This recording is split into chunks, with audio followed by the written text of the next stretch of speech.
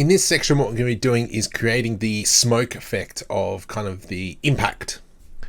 So first off, what I'm going to do is Shift S, cursor towards origin, and then I'm just going to add in a sphere. And what I will need to make is our emitter.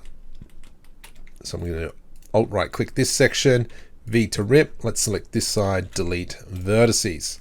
From here, let's just scale that in a smidgen. And I'm going to scale on the y-axis as well. There we go.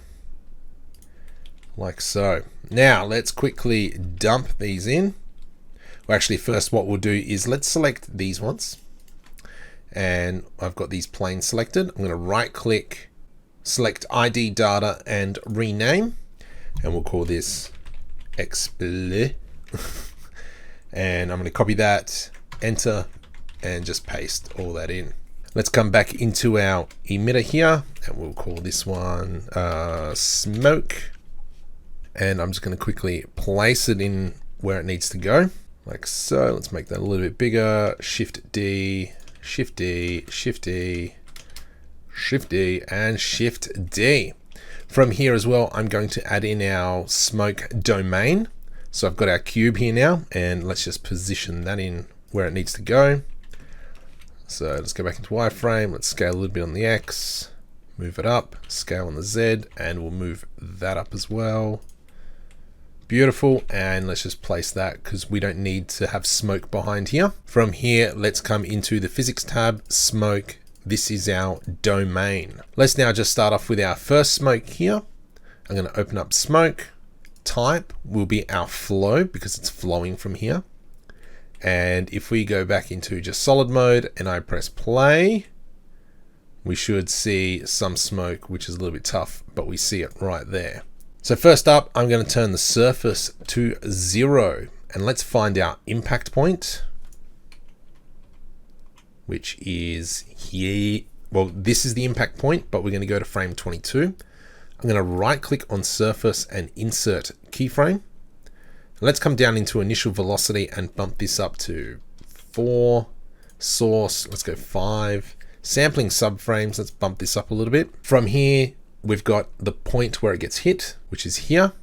So I'm going to turn the surface up to 1.5, right click, insert keyframe, and we'll move 2 keyframes, make it 0, right click, insert keyframe. So now when we press play, if we go back to the start and press play, there was no smoke.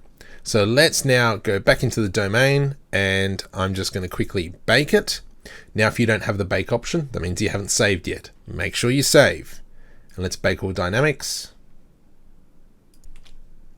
And we see that there's a very small puff of smoke, which is definitely not enough. So what it probably is this is too big. So let's delete bake and we'll bump this up to maybe 64 just so it's got a little bit more detail. And I might just move this back just a smidgen just in case that's having a bit of a hissy fit there. And let's come back in and bake all dynamics. Cool beans. And now when we come through, we can see we've got like a smoke plume come out and go through the wall. So what we'll do from here is let's just enable dissolve, which is on our domain. 5 seconds. Whoops. Let's delete all bakes. Over 5 seconds. Let's go over 20 seconds or 5 seconds. So over 20 frames, it'll slowly dissolve. So maybe let's just bump that up to 35. And what I'm going to come and do is the exact same stuff we did here. Add in some keyframes for our others. So let's come into smoke 2 and I'll just do this one more time. Smoke, none. We'll change this to flow. Source is mesh, correct. Let's set the surface to 0 and let's head back. Where does it get hit? Here it gets hit. So from here we add in a keyframe on surface. Let's move forward 1, change this to 1.5, right click, insert keyframe, move to 0, right click, insert keyframe, initial velocity, let's go 5, 5, bump up the subframes, come into here, let's do some baking, bake all dynamics, and then we've got 2 plumes come out as it explodes. So I'm going to quickly do it for the other 4. And now I've done that for all 6. Let's come back in, delete all bakes, bake all dynamics. There we go. Let's have a quick look. What does this look like? Oh, that's pretty cool. Let's quickly give the domain a material. So let's come into shading, and we're going to click new material, delete the principal BSDF, Shift A, search, and we're going to add in a principal volume.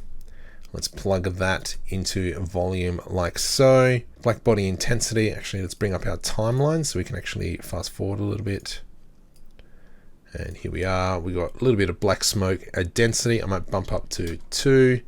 I don't want it to be a black. I kind of want it to be this browny, dirty color. And I believe this is for fire, which we don't have enabled, so we don't need to worry about that one. And so this is what we kind of got. You can see the smoke in there a little bit, not a lot of detail. So the next section, we will kind of finish off this rendering process. Please make sure you like and subscribe to keep up to date with the next lot of videos that are coming out.